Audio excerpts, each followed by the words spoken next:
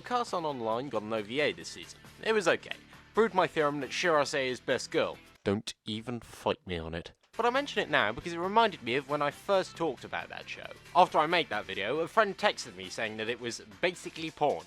And while don't get me wrong, it does have quite a lot of fan service, this begs the question. If he thought that was pornographic, then God knows what he thinks of interspecies reviewers is what would happen if you played Smash or Pass with the bestiary in a Square Enix RPG, and then got someone to animate it. It doesn't fuck around when it comes to showing, well, fucking around, and so much of it is raunchy and uncensored. Because of this, I've taken the liberty of reanimating some of the scenes that YouTube wouldn't like, and in stunning animation if I do say so myself. This show is about a group of fellas rating each species in terms of how good the sex they offer is. These fellas consist of a human with a dumb name, an elf who's into gilfs, and an angel who could repurpose his cock as a pole vault. But with this premise, the writers have shit tons of fun throwing them into different situations and just watching how each of them reacts when faced with increasingly bizarre succubi. You get to understand what makes each of them tick, and they never stop being a lovable group of pervs that answer questions we wish we were able to answer. The show is a celebration of everything lewd, with a surprising amount of self-awareness thrown in. And the fact that the comedy works proves that the writers weren't just going to rest on their laurels, which is impressive, because, I mean, if I managed to get nipples into a TV anime, I'd personally just stop there. But these mad lads went the whole 9 yards, or, in this case, the whole 16.5 centimetres. Now, obviously, there's been the news of many broadcasters cancelling this show.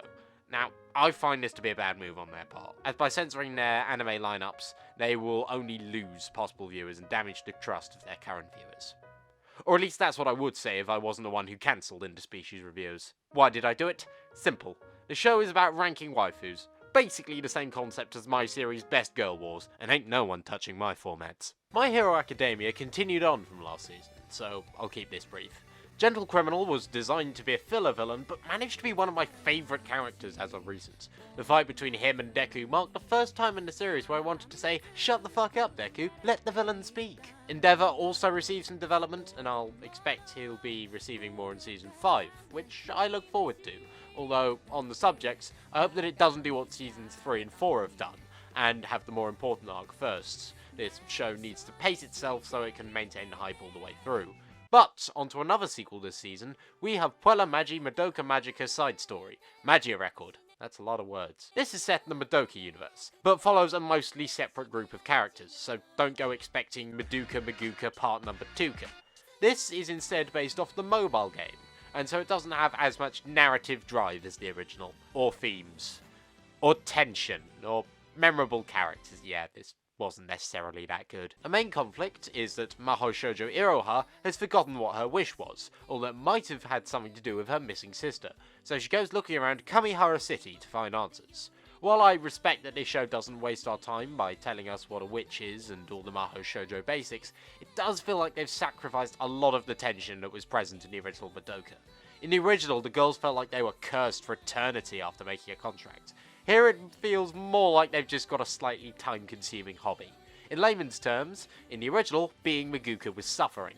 In Magia Record, being Maguka is light inconvenience. The same goes for the witches. Given that the mobile games feature witches as common bosses, I understand why they aren't hyped up, but once again, it sacrifices the terrifying presence that the witches had in the original.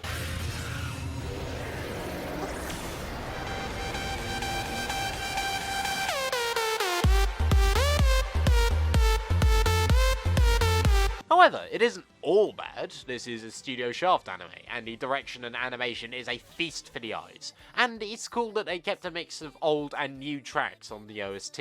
The characters are largely miss, with not many hits. There's Yachio, who is uncomfortably tall compared to everyone else. You cannot unsee that. There's Studio Shaft's second best pair of weird sisters that probably make out with each other. But there's also some characters from the original Madoka.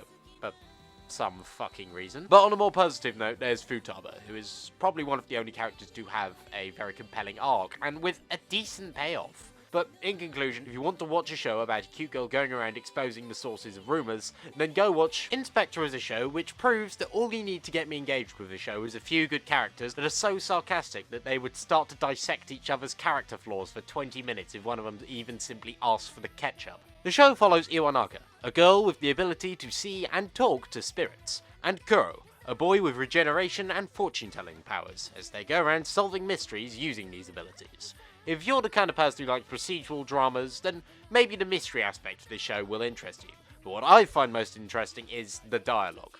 Watching Iwanaga interact with anyone is a bloody treat, especially her dialogue with Kuro, as the levels of flirtation would put Misaki from the pet girl of Sakuraso to shame. In fact, the dialogue is on a level where I'm even willing to compare it to Bunny Girl Senpai or the Monogatari series, if only so I can call Iwanaga Small Joe Gahara. If I did have any complaints, it would be that there is a section of the plot that is literally just the characters sitting in a car arguing on Reddit, although that arc is paired with some interesting case solutions, so I can kinda forgive that part.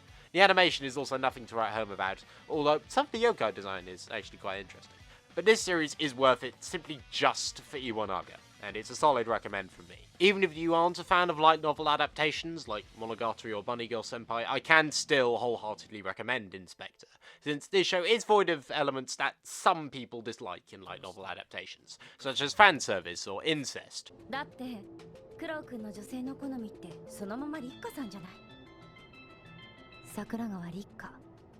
クロウ君の3歳年上のいとこだ。Oh, you've got to be fucking kidding. But moving from series about Uasa to a series by Yuasa, that's a hilarious Japanese language joke right there, we have Keep Your Hands Off Eizouken, and it's proven to be my favourite anime about anime production, which is something I never thought I'd say in a world where Shirobako exists. The three principals are Asukasa, a girl with the hat of Captain Price, Mizusaki, a girl with the marketability of Captain Price, and Kanamori, a girl with the methods and ethics of Captain Price. It's no secret that Kanamori is everyone's favourite, and that's impressive. While Shirobako made the production assistant into one of the most engaging characters, Eizouken made the fucking accountant into one of the most engaging characters. But that's not to say that the other two aren't brilliant as well. Despite being my least favourite out of the three, Mizusaki still has a brilliant character arc, and the limitless expanse of Asukasa's imagination never ceases to impress me. And that's not even mentioning the music and sound design, which are creative to no end. And the animation. God blimey, that animation. The amount of detail in the backgrounds, coupled with the facial expressions of the characters, and the creativity and liveliness in their movements, are all reasons why you should watch this show, while simultaneously being concerned about the upcoming live-action series. What this series, as well as my recent viewing of 90's short Walk On Girl, has taught me is that, frankly, I've slept on Yuasa and Science Saru. So, I've decided that I'm going to watch Tatami Galaxy to help me venerate this mad lad even further. And when I've watched it, you fucking bet I'm going to act better than everyone else for doing so.